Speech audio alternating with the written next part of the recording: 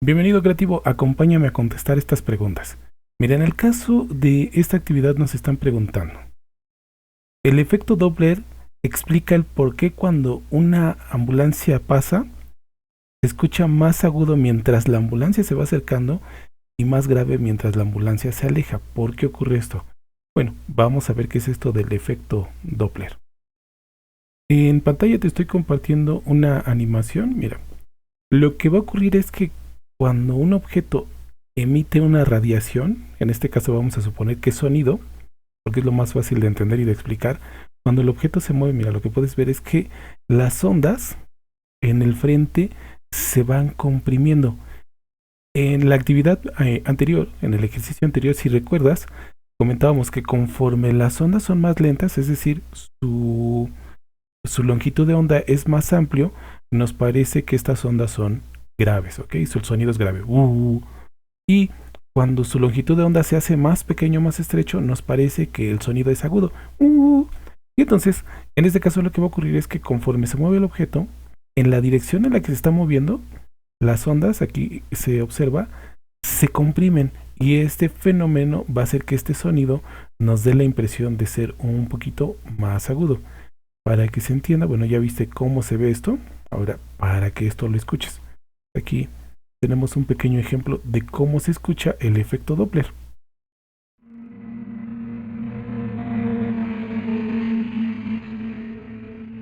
Sí, Pues en este caso, si lo observas, cuando el auto se va acercando, el sonido cada vez es más agudo.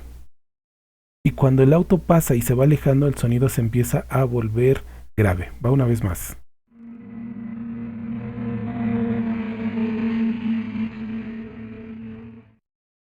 Esto es el efecto Doppler. Con esto ya podemos contestar esta pregunta. ¿A qué se debería o qué debería suceder con el color de una estrella amarilla si se acerca a nosotros? ¿Qué debería pasar con su color si se aleja? Bueno, en este caso vamos a aplicar el efecto Doppler, pero ya no al sonido, sino a la luz.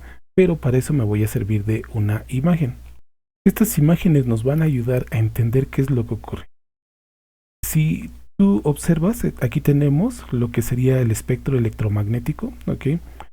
Y puedes ver representado cómo quedaría la longitud de onda.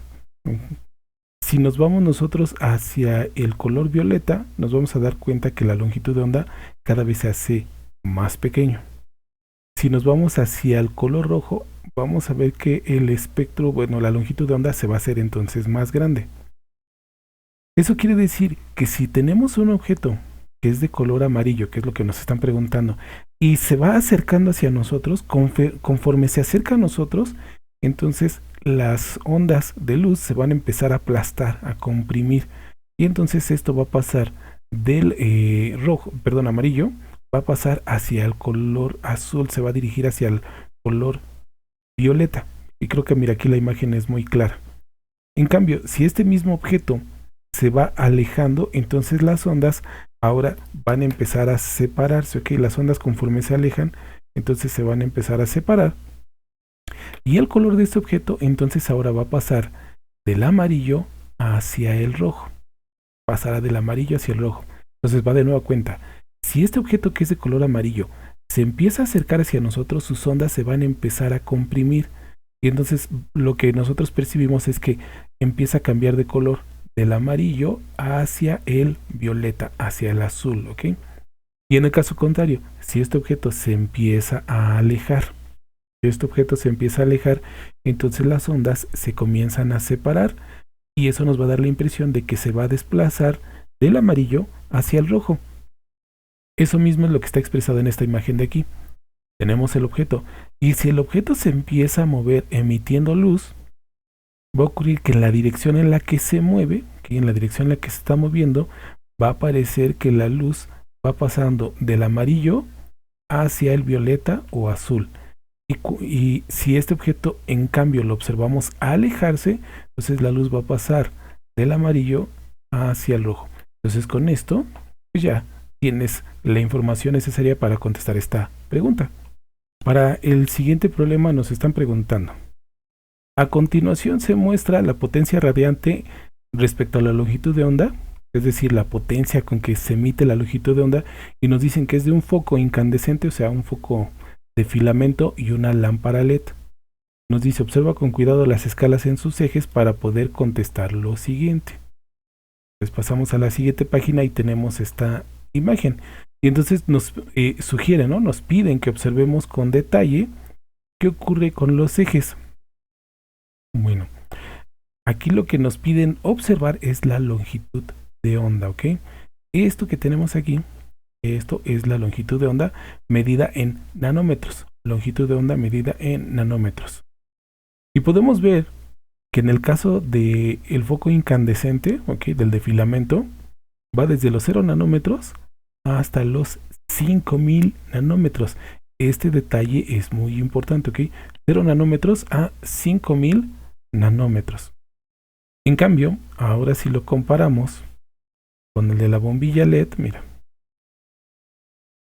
y para que se observe bien, nos vamos a dar cuenta que llega más o menos a los, mira, 400, 500, 600. Aquí se nos corta la imagen, ¿ok? Pero podemos suponer que llega a los 700, 800 nanómetros aproximadamente, es donde va a estar llegando, ¿ok? En el caso de la bombilla, esta región está sombreada porque es lo que se correspondería a la luz visible, que este dato lo tenemos aquí mismo en la parte inferior. Y aquí nos dice que el espectro de la luz visible está entre los 380 nanómetros y los 750 nanómetros. Aquí recuerda entre 380 y 750. Con esto nos piden contestar ahora las siguientes preguntas. Considerando esto, ok, considerando lo que acabamos de observar, nos preguntan ¿en qué región del espectro emite la mayoría de su energía la bombilla? Y entonces, observándolo, mira, aquí está la cresta de la onda, aquí. Vamos a disminuir para ver más o menos, aquí está la cresta aproximadamente. Ah, mira, ahí es. Y entonces, la mayoría de la energía de esta bombilla se encuentra a los 1000 nanómetros, ok, y en la longitud de onda de 1000 nanómetros, que es donde nuestros ojos ya no perciben. Nosotros ya no percibimos esa longitud de onda. En cambio, la bombilla, la lámpara LED, su mayor longitud de onda está, mira, aquí. Esto es aproximadamente 440, ¿ok? 440 nanómetros. Eso está justo en el rango de la luz visible. Y entonces, ¿en qué región del espectro emite su mayoría de energía la bombilla? Aquí está, a los 1000 nanómetros. Ahí es donde está el pico de energía. Aquí nos están diciendo en este eje que aquí es donde tenemos la potencia, ¿ok? Aquí está la potencia en este eje. Entonces, aquí nos están diciendo que la escala es miliwatts sobre nanómetro, ¿ok? Miliwatts sobre nanómetro. Entonces, no nos están preguntando cuál es la mayor potencia, sino dónde está. ¿Y dónde está? En este caso, mira, los 1000 nanómetros y aquí está aproximadamente a los 440. Ya, contesta este primer inciso y el siguiente nos dice, ¿por qué la lámpara LED tiene mayor eficiencia? Bueno, tiene mayor eficiencia respecto a nosotros, ¿ok? Respecto a lo que nosotros observamos, respecto a nuestra capacidad de ver. ¿Por qué? Pues porque aquí es donde se está aprovechando la mayor cantidad de energía, ¿ok? La mayor cantidad de energía se encuentra justo en el rango en el que nosotros la podemos observar, contemplar. O sea, donde nosotros ya no vemos, el LED ya no emite luz, ¿ok? Entonces pues, no se está desperdiciando, por así decirlo. Y aquí, si nos damos cuenta, pues resulta ser que la bombilla, mira, emite muchísima energía en un rango donde nosotros ya no lo vemos. En ese sentido, insisto, respecto a nuestra percepción, pues la bombilla estaría desperdiciando energía. Como aquí la energía se está aprovechando al máximo, por así decirlo, entonces por eso la bombilla LED es más eficiente. Y con esto pues ya estamos contestando estas preguntas, ya tienes los argumentos para contestarla. Nos vamos a el problema 3. que nos dice, si una persona tiene un problema congénito que no le permite producir eritropsina, ¿ok? Y aquí nos aclaran, sustancia que permite mayor sensibilidad para las longitudes de onda largas en el cono de la retina. Y recuerda que las longitudes de onda largas, lo vimos hace un momentito, se mueven hacia el rojo, ¿ok? Van hacia el color rojo. ¿Qué problema de visión le ocasionaría? Esta enfermedad se suele llamar daltonismo, que es cuando la gente no percibe de manera adecuada el color rojo, porque justo su retina no capta esas longitudes de ondas que son más largas, que son mayores, que se mueven hacia el rojo, ¿ok? Entonces, aquí ya podemos tener los argumentos para poder contestar esta pregunta. Para este problema 4 nos están diciendo de las siguientes figuras, ahorita las voy a colocar en pantalla, identifica si se trata de un lente o de un espejo. Un lente lo que va a hacer es permitir pasar la luz y generalmente el foco va a estar detrás. Un espejo lo que va a hacer es que la luz choca, rebota y el foco generalmente suele estar enfrente. Ahorita vamos viendo esos detalles. Y nos dice, menciona si es convergente, divergente, cóncavo o convexo. E indica dónde se encuentra su foco. Eso es lo que estaba comentando. Bueno, vamos a ver esa imagen, ¿ok? Cuando hablamos de convergente y divergente, generalmente estamos haciendo referencias a lentes, ¿ok? Siempre que usamos esa palabra, generalmente nos referimos a lentes, perdón si soy repetitivo. Ahora, converger quiere decir juntarse en un punto. Diverger es lo contrario, separarse en un punto. Entonces puedo decir que estas líneas, mira, son líneas convergentes porque finalmente llegan a un punto, ¿ok? Ahora estas líneas transcurren y de repente se separan, ¿ok? Van juntas y de repente se separan. Cuando esto ocurre, entonces son divergentes. Llegaron juntas y se separaron. Llegan juntas y se separan, divergen, separan, divergen. Ahora, estaban separadas y de repente llegan y se tocan en un punto, entonces son convergentes. Creo que con esto ya es más que evidente qué tipo de lentes tenemos aquí. En este caso, puedes observar que este va a ser un lente divergente, ¿ok? Las líneas, en este caso lo que sería la luz, llega junta y de repente, mira, se separa. Aquí se entiende creo que ya muy bien por qué se trata de una lente, ¿ok? Divergente. Ahora, voy a prolongar estas líneas para que observes lo que va a ocurrir, ¿ok? Entonces, mira, lo hago sobre el propio dibujo que está aquí. Resulta ser que aquí este punto virtual, por así decirlo, ¿ok? Este punto donde pareciera, porque te das cuenta que realmente no se reúnen ahí y realmente no, pero parece que se están uniendo en este punto de aquí. Bueno, este sería entonces el foco, ¿ok? Entonces pareciera que estas líneas se están partiendo todas de un mismo foco, ¿ok?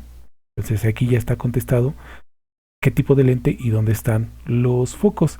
Ahora, en el caso del otro lente, entonces mira, llegan separadas y se empiezan a juntar. Llegan separadas y se empiezan a juntar.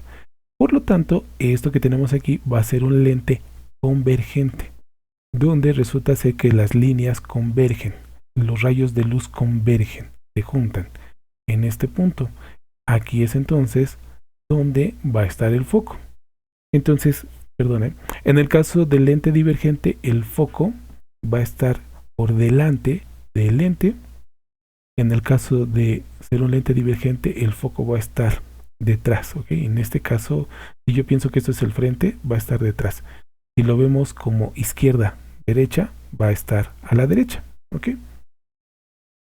Nos preguntan también sobre los espejos, ¿ok? Y entonces ahora cuando hablamos de espejo, generalmente se prefiere utilizar los términos cóncavo y convexo.